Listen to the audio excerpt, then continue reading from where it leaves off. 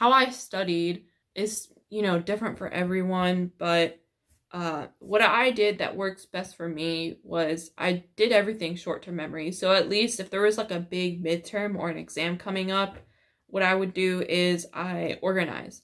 I organize and I separate information.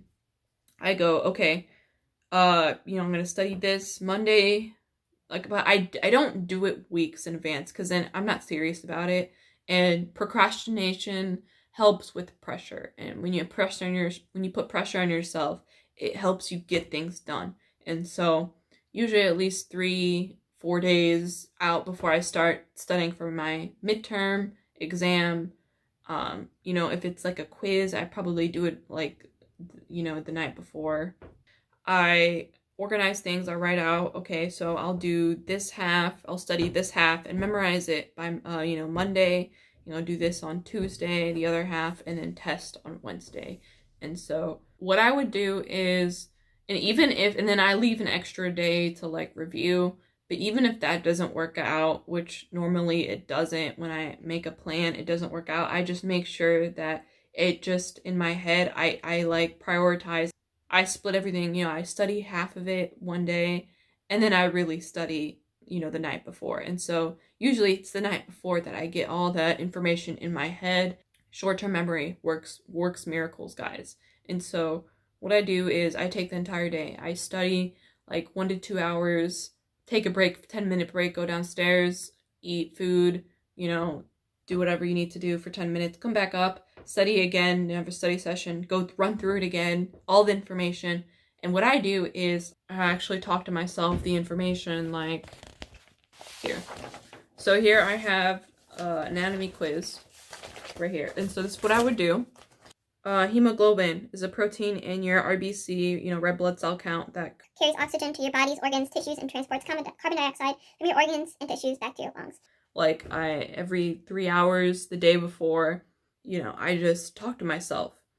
And then I just repeat it until midnight. When you study the material right before you go to bed and then you sleep and you wake up at least 1 to 2 hours before your exam and you study it again, it sticks in your head short term.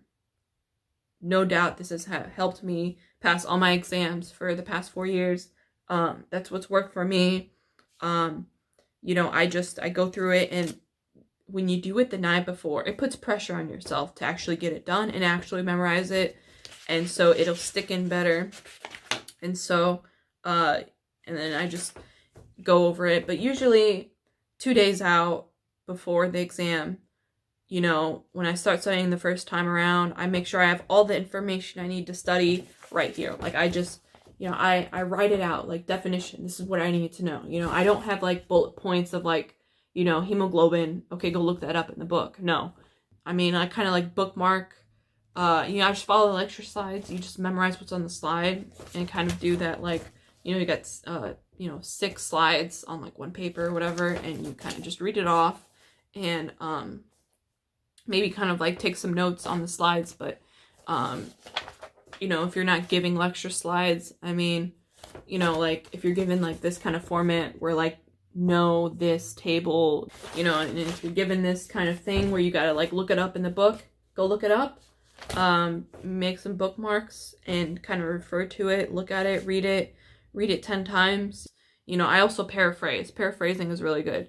So, you just kind of paraphrase things and, you kind of like, okay, so when you talk to yourself, I'm like, okay, hemoglobin is a protein in your RB or red blood cell that carries oxygen to your body. And I kind of make motions. I'm like, it carries oxygen to your body, organs, tissues, and then transports carbon dioxide. So I kind of like do hand motions to make myself remember, because it helps, honestly. Like hemoglobin is a protein. So I did everything.